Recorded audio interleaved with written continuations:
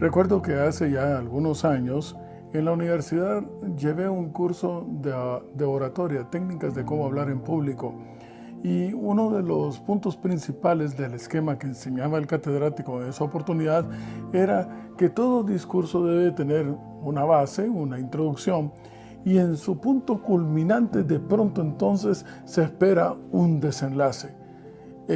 Y decir en pocas palabras la mayor cantidad de pensamientos posibles. Algunos dirán, esto es un resumen. Pues bien, en esta oportunidad entonces, llevar a Efesios en el corazón es nada menos que un resumen de lo que hemos estado estudiando durante este trimestre.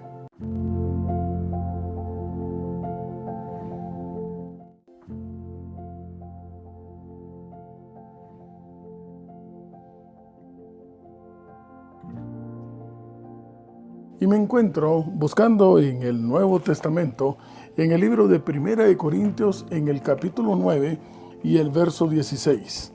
Primera de Corintios, capítulo 9, verso 16. Y la palabra de Dios dice, Primera de Corintios 9, 16. Pues si anuncio el Evangelio, no tengo por qué gloriarme. Es que me es impuesta necesidad. Y ay de mí si no anunciar el Evangelio. Esta es la consecuencia de encontrarse con Jesús. Se desborda el deseo de anunciarlo. Hablábamos acerca de que el libro de Efesios ha sido prácticamente como que si Pablo lo hubiese buscado en detalle, cómo centrar desde el deseo más íntimo, del sueño más personal, más profundo del Creador al ser humano, pasando por el proceso de redención, hasta incluso desarrollar de nuevo una vida tal y como Él siempre ha querido que sea la tuya y la mía, semejanza de Él con su espíritu, no con el nuestro. Y por esa razón, les quiero invitar a que vayamos entonces al libro de Efesios. Hoy concluimos el estudio del libro de Efesios y estoy en el capítulo 1 y el verso 4. Y la palabra de Dios dice, según nos escogió en Él antes de la fundación del mundo, para que fuésemos santos y sin mancha delante de Él.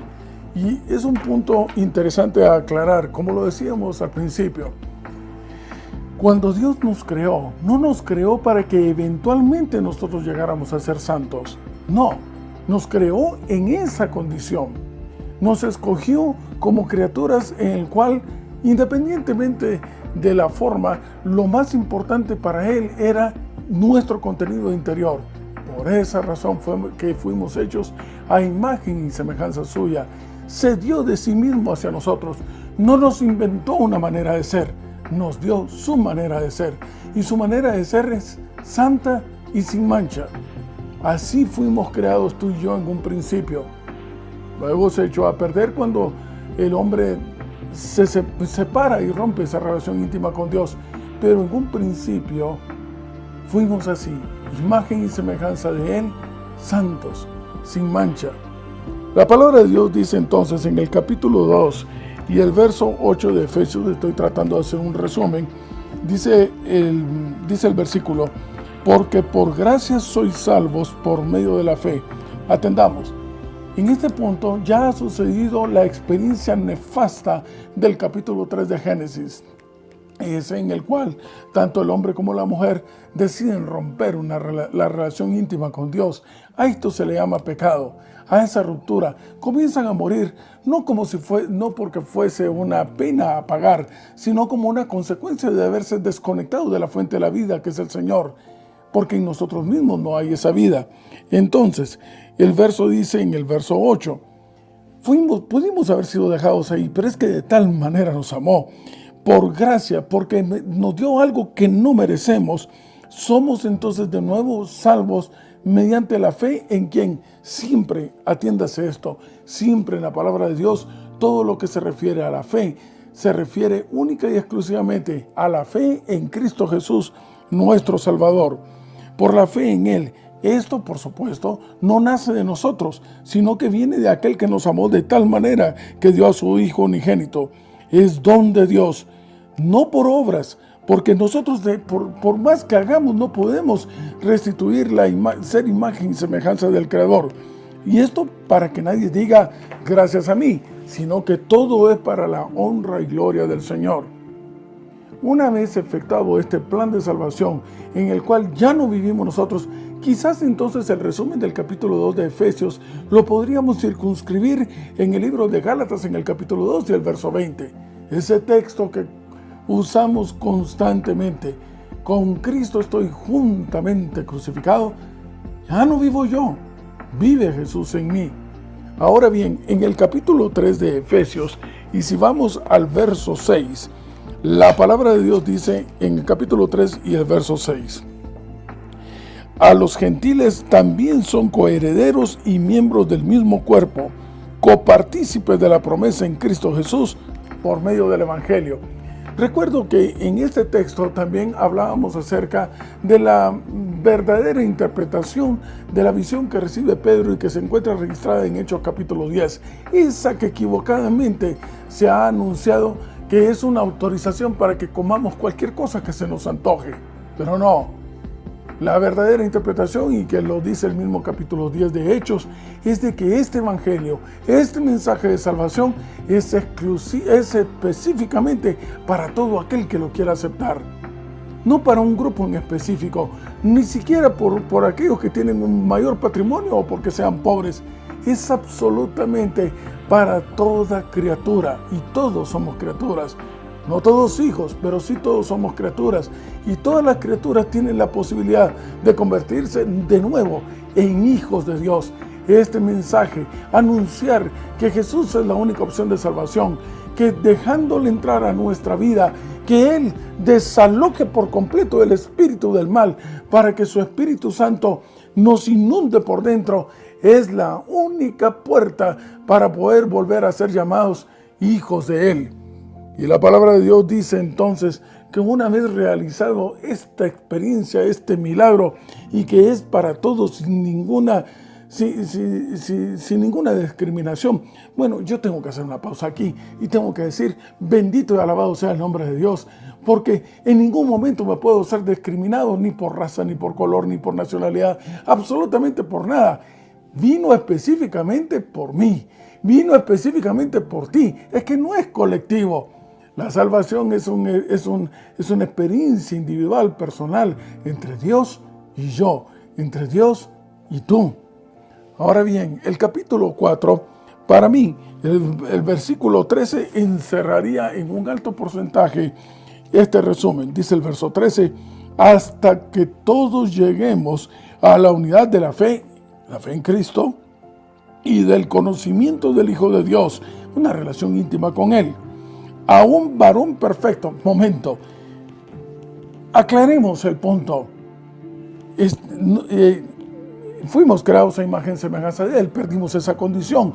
Él, por un amor que no logramos comprender, porque de tal manera nos amó, logró venir y rescatarnos, realizándose en nosotros el fenómeno de una transformación en la cual ya no vivimos nosotros, sino que vive Él en nuestro lugar. Y esto es una oportunidad para todos, absolutamente, todo aquel que lo quiera aceptar. Pues bien, ahora entonces consolida ese fenómeno, esa transformación, y dice la palabra de Dios, para que todos lleguemos a hay un objetivo, y es que todos volvamos a ser uno en Él. ¿Cómo ser uno en Él? Tal y como le hemos dicho, que es la experiencia del Pentecostés de Hechos capítulo 2, uno en Él. ¿Cuál es esa unidad? Pues el Cristo que vive en mí es el mismo Cristo que va a vivir en ti. Y ese espíritu que nos hace ver con la mente de Él, que nos hace pensar con la mente de Él, que nos hace ver a través de sus ojos, escuchar a través de sus oídos, hablar con su boca, tocar con sus manos, es que ya no somos nosotros, es Él en nuestro lugar. Esa experiencia que puede ser la tuya igual a la mía, se debe solamente a que cada día tenemos una relación más íntima con el Hijo de Dios. Y esto nos llevará entonces a ser como Él, un varón perfecto, a la medida y a la estatura de la plenitud de Cristo. Bendito y alabado sea el nombre de Dios, que no tenemos un límite de inferioridad. Por el contrario, llegamos a ser exactamente a la altura del Señor. Y claro está, insisto, es que ya no vivimos nosotros, vive Jesús en nuestro lugar. Y el capítulo 5 entonces podríamos circunscribirlo también alrededor del verso 1. Así que entonces, sed pues imitadores de Dios, como hijos amados. Pero entiéndase, es imposible. No eres capaz de poder ser imitador del Señor.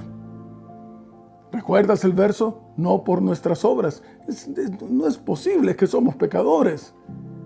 Es indispensable, es necesario, es urgente que esta transformación, esta evolución se lleve a cabo en nuestra vida cuando aceptamos a Jesús, que entra en nuestro corazón y nos inunde Él.